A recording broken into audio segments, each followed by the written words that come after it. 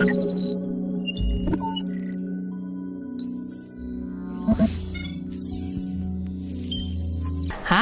viewers Kanal 3, ketemu lagi kita berdua ya Mas ya? Iya. Hari ini saya Ratna Jarum, ditemani dengan? Saya Ari Kentir. Oke, hari ini temanya Melek Hukum mengenai kerahasiaan data, NIK, aplikasi Peduli Lindungi. Nah, itu penting. Pernah ada masalah nggak Mas terkait dengan NIK deh? NIK, saya sih nggak ada masalah, tapi masalah yang ada saya. Oh, beda. Tapi pernah ya beberapa minggu yang lalu deh kayaknya. Semua orang tuh tahu gitu loh, viral NIK-nya Presiden Jokowi. Coba. Itu yang lagi viral itu. Gimana betul. tuh? Ya. Ya itu gimana ceritanya bisa bocor seperti itu? Ya. Jadi terkait itu dengan... termasuk bocor apa enggak? Atau itu rahasia biasa sih, bukan rahasia umum? NIK boleh diketahui orang semua mungkin. Nanti saya jelaskan ya yang dimaksud dengan data pribadi apa. Jadi buat teman-teman semua, di masa pandemi ini aktivitas online itu secara tidak langsung meningkat ya. Kenapa aktivitas online meningkat? Karena diharapkan dengan hal tersebut bisa mempercepat akses dan bisa mengurangi pertemuan fisik dalam kita melakukan aktivitas. Nah, NIK nih tadi, NIK tuh tahu ya kepanjangannya apa NIK? Nomor induk kawin. Bukan. Kawin lagi. Jadi NIK itu sebenarnya adalah nomor induk kependudukan. Nah, diharapkan NIK ini sebagai nomor identitas tunggal untuk semua layanan publik ya. Jadi teman-teman mau masuk ke kelurahan, ke kecamatan, ke rumah sakit, ke bank, ke notaris. Itu keluarnya dari Dukcapil. Iya betul. Pinter kan? Ya. Jadi kemarin itu sempat ya terjadi NIK-nya Presiden Jokowi itu bocor karena terkait dengan dimasukkannya NIK Presiden Jokowi pada saat sertifikat vaksin. Ya, jadi tahu deh tuh semua orang kapan vaksin yang pertama, kedua, itu nanti terus terkait NIK-nya dengan berapa gitu. Terkait nanti dengan Peduli Lindungi. Oh iya. Hari ini kita juga akan bahas nih aplikasi Peduli Lindungi. Tapi sebelumnya tadi Mas nanya ya, yang dimaksud dengan data pribadi itu apa sih? Apa kira-kira data pribadi? Data pribadi itu ukuran BH saya. Ya enggak lah. Daleman. Menurut itu pribadi. Menurut undang-undang tuh data pribadi apa sih? Yang saya tahu tuh tanggal lahir, tempat tanggal lahir, nama ibu kandung gitu ya. Ibu tiri, istri kandung. Nggak ada istri kandungnya.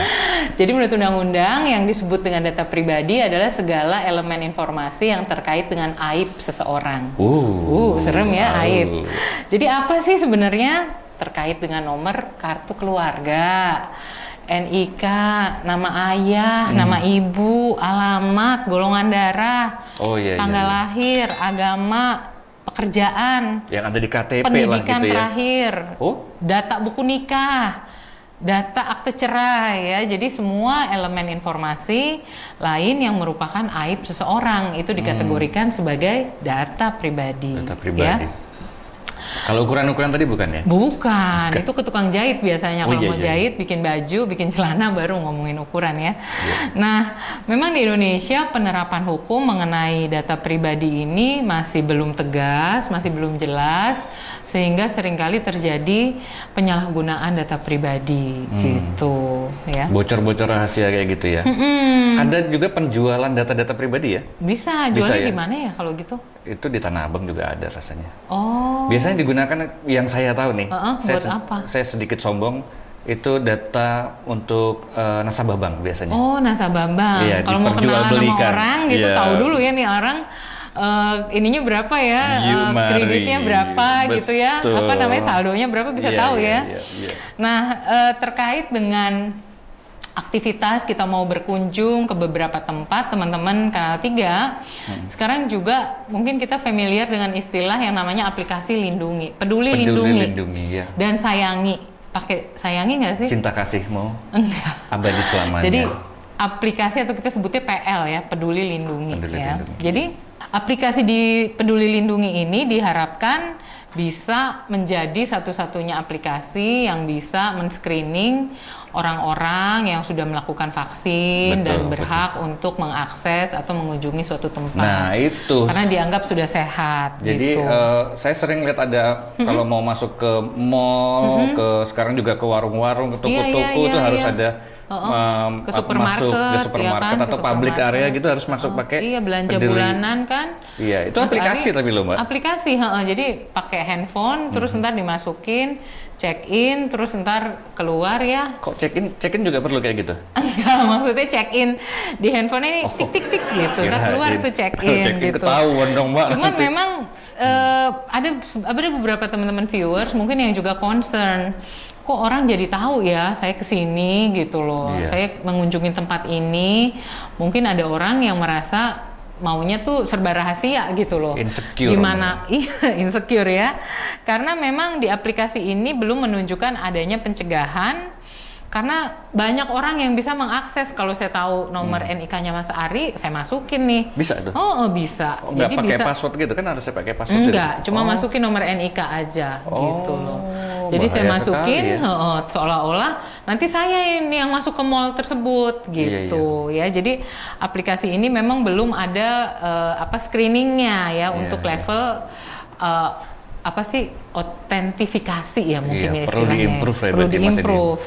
Itu kalau kita masuk ke mall dan ternyata handphone saya itu nggak dapet sinyal atau handphone saya nggak support gitu ya. Atau kita punya handphone tapi ternyata nggak support, nggak punya ada aplikasinya, itu kita nggak bisa masuk ke mall. Iya, secara prinsip itu nggak boleh. Secara prinsip nggak boleh. Kita ngotot-ngotot gitu nggak boleh. Nangis-nangis nggak boleh. Guling-guling juga nggak boleh. Karena secara prinsip aplikasi ini harus diterapkan secara tegas. Gunanya apa sih? Gunanya untuk melindungi pihak-pihak lain yang mengunjungi mall tersebut gitu loh. Jadi kayak nunjukin ini bekas tato, bekas disuntiknya di. bukan gitu. Tato sendok garpu. Bukan. Nakut-nakutin security. Enggak sih. Bisa, jadi ya? nggak bisa. Jadi memang secara prinsip itu tidak bisa. Karena ini wajib dan ini sesuai dengan ketentuan pemerintah daerah dan juga pemerintah pusat bahwa masyarakat yang akan mengunjungi fasilitas publik, perkantoran ya, mereka harus mengakses dan harus mendapat menginstall ya, sudah menginstall, memperbaharui handphonenya dengan aplikasi ini. Kalau gitu. Mbak, misalnya nih, kita lagi ngantri siang-siang lapar gitu ya, tiba-tiba servernya Peduli Lindungi meninggal dunia gitu. Down ya. Apa yang kita harus lakukan? Nah ya, berdoa dulu kah? Berdoa menurut agama dan kepercayaan masing-masing. Iya. Ya memang aturan-aturan ini, peristiwa-peristiwa ini belum diantisipasi oleh pemerintah. Gimana sih kalau memang saat itu lagi lagi trafiknya lagi tinggi terhadap aplikasi itu, atau handphonenya hang, atau handphonenya juga mungkin baterainya atau sinyalnya lemah ya. Tapi memang hal tersebut tidak menjadi concern atau belum menjadi concern terhadap solusi bagaimana orang bisa masuk atau mengakses fasilitas publik tersebut. Gitu. Sudah ada alternatif nggak? Misalnya aplikasi Peduli Lindungi ini ternyata kan cuma satu nih. Misalnya ada satu lagi nggak sih, kan kalau misalnya kayak online tuh ada online A, ada online B gitu kan.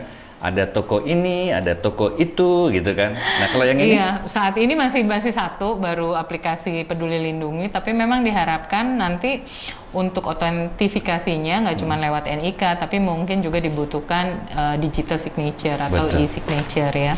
Tapi teman-teman, terkait dengan kerahasiaan data, sebenarnya pemerintah sudah punya peraturan perundang-undangan.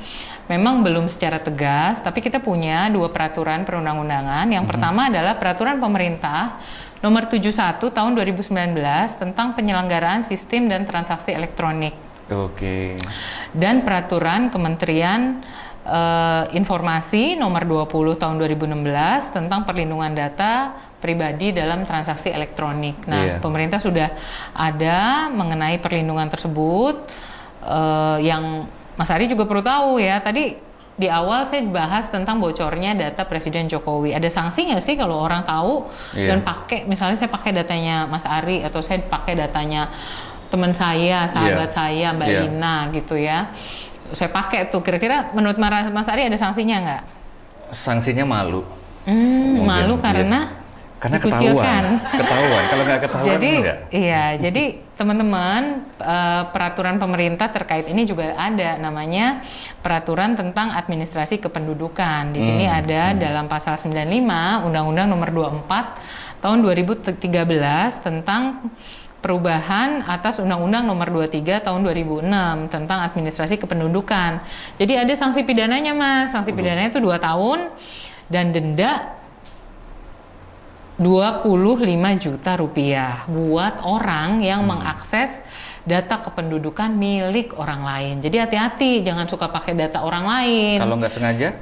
Ya didenda, kan memang barang siapa dengan sengaja, kan selalu begitu kan? Barangnya siapa itu?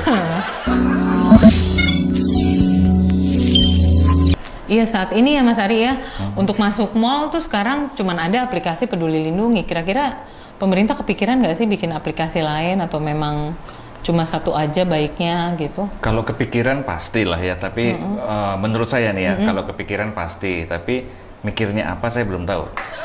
Baiknya gimana nih saran Mas Ari sebagai masyarakat, maunya perlu ada aplikasi lain atau ada aplikasi 2, 3, nggak cuma 1 gitu? Kalau saya sih sebagai pakar hukum rimba,